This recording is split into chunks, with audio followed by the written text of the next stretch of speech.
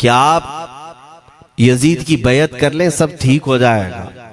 आपने एक तारीखी जुमला फरमाया था, आज वो सब मुसलमानों को याद होनी चाहिए। इमाम हुसैन ने ये नहीं कहा मैं हुसैन रसूलुल्लाह का नवासा यजीद की बैयत करूंगा फासिक व फाजिर की, ये नहीं कहा आपने। तवज्जो चाहता हूं, आपने ये नहीं फरमाया, बल्कि ये फरमाया मुझ जैसा उस जैसे की बैयत कैसे कर सकता है।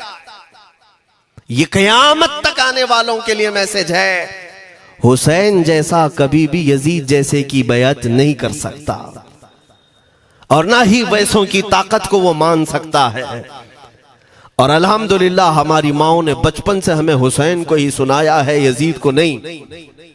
इसलिए आज अगर किसी तख्त पर यजीद बैठा हो तो हमें डर नहीं लगता इस बात का कि वो गर्दन उड़ा देगा, हमें इस बात का खौफ नहीं लगता कि फांसी पर चढ़ा देगा।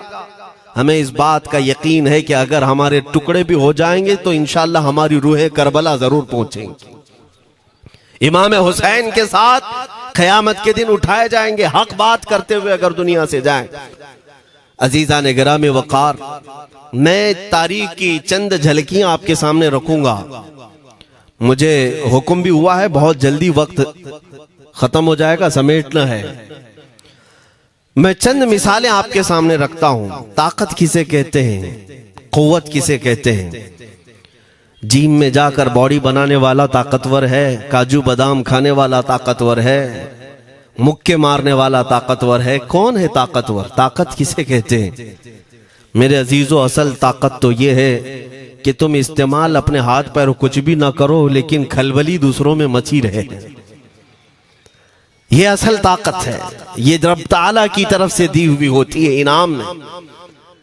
वरना आप सोच सकते हैं कि हुसैन आजम के साथ जो लोग आए थे वो कुल काफिला कितना था। अलग अलग रिवायतें, इमाम हुसैन के साथ 135 लोग थे, बाज रिवायात में है 96 थे, 96 लोग थे, बाज रिवायत में 82 थे।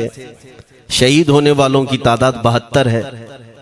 लेकिन इस बात पर अक्सर उलमा मुहद्दिसीन का ख्याल है कि 82 लोग थे, 82 लोग थे। 82 के मुकाबिल में कितने लोगों को आना चाहिए रास्ता रोकने के लिए? अगर किसी आम आदमी से भी पूछे तो डबल कर दो, ट्रिपल कर दो, 4 गुना ज्यादा कर दो। नहीं, 82 को रोकने के लिए पहले 1000 लोग आए, फिर वो 1000 के बाद 4000 प्लस आए, 5000 लोग सिर्फ 82 लोगों को रोकने के लिए आए रास्ता।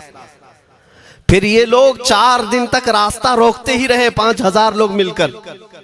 10वीं मुहर्रम होने से पहले पहले फिर तकरीबन 16000 लोग आए, यानी तकरीबन पूरे टोटल मिलाकर 22000 के करीब, 21000 समथिंग कुछ। 22000 की फौज क्या माने रखती है, किसको रोकने के लिए? 82 लोगों को। इसी से समझ में आता है असल ताकत किसे कहते हैं। ताकत इसी को कहते हैं कि उधर 3 दिन के भूखे और प्यासे हैं, उनके खीमों में साजो सामान भी नहीं, जंग के असबाब भी नहीं, और वो जंग की नीयत से भी नहीं गए। उसके बावजूद 22000 के सीनों में जो खलबली मची है, दुनिया इसी को समझ नहीं पा रही है। अगर दुनिया ये समझती है क्वांटिटी का नाम ताकत है तो हम उसको रद्द करते नहीं, क्वालिटी का नाम ताकत है। ईमान ये असल ताकत है। और एक तारीखी बात मैं आपके सामने रखता हूं। इमाम हुसैन का रास्ता रोकने के लिए सबसे पहले यजीद की फौज से जो शख्स आया था उसको हुर बिन यजीद कहते हैं। हुर बिन यजीद रियाई 1000 का लश्कर लेकर के ये इमाम हुसैन का रास्ता रोकने आए। 2 दिन तक इधर उधर घुमाते रहा, और जब जब नमाजें होती रही इमाम हुसैन मुसल्ला इमामत पर हैं और ये यजीदी इक्तिदा भी कर रहे हैं। हर जमात इमाम हुसैन के पीछे हो रही है। लेकिन मैं आपको बताता हूं, 10वीं मुहर्रम से पहले इमाम हुसैन ने खुतबा दिया और यजीदियों से कहा, क्या तुम मेरी हैसियत को नहीं जानते?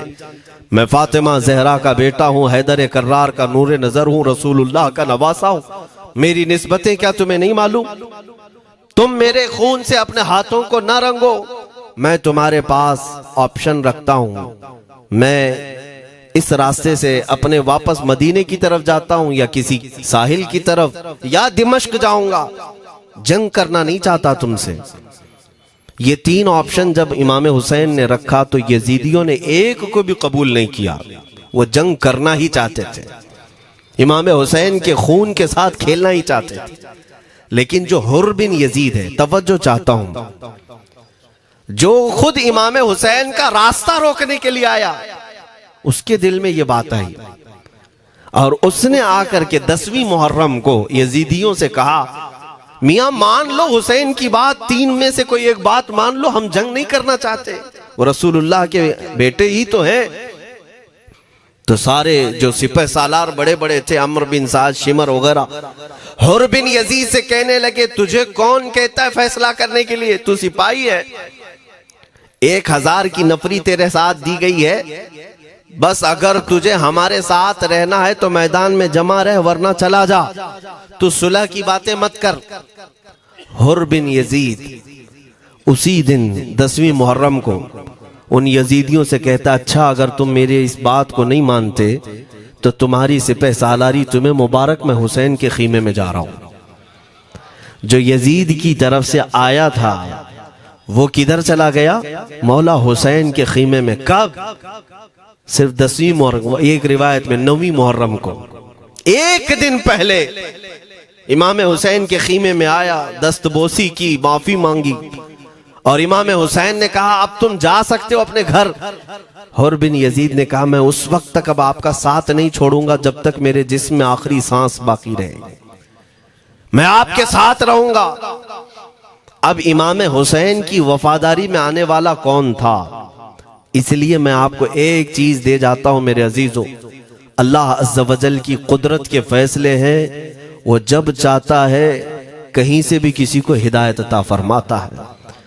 वो बातिल कुव्वतों के मौजूद पलने वाला बच्चा भी कभी रब तबारक व तआला हिदायत देता है, उसे आलिम बनाता है, और कभी काबे की छांव में पलने वाले को मौला अबू जहल भी बनाता है, गुमराह कर देता है। हुर बिन यजीद मौला हुसैन के पास आ गए। जो बात मुझे कहनी है उसके लिए मुझे इतना वाकया बयान करना पड़ा है। मैं असल पॉइंट की तरफ आता हूं, क्यों मैं ये बयान कर रहा हूं।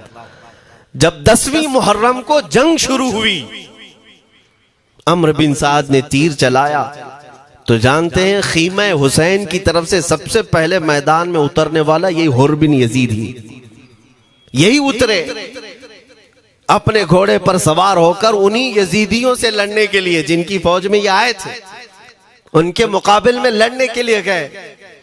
और जब लड़ने की इब्तिदा हुई, सुबह से दोपहर के करीब तक वो लड़ते रहे, जवाल तक। अब जो बात कहना है तवज्जो से सुनो। हुर बिन यजीद ने सुबह से लड़ाई की, बहुतों ने वहां पर मैदान जंग में मुकाबला आराइयां की हैं, लेकिन हुर बिन यजीद की जो लड़ाई है वो तारीख में लिखी हुई। आज उन्होंने यजीदियों के साथ जो जंग किया, कई घंटे जंग करने के बाद, जानते हैं तन्हा हुर बिन यजीद ने 120 यजीदियों को कत्ल किया।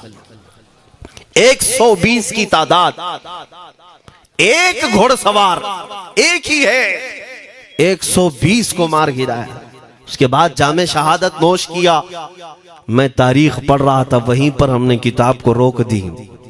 बहुत सारे लोग करबला के वाकयात में इमाम हुसैन के खानदान के बच्चों के शहादत तो बयान करते हैं, उनके जिस्म कट गए, उनके ऊपर घोड़े दौड़ाए गए, लेकिन तुम ये नहीं जानते कि हुसैनी शहजादों ने बातिल कुव्वतों के कैसे छक्के छुड़ाए थे।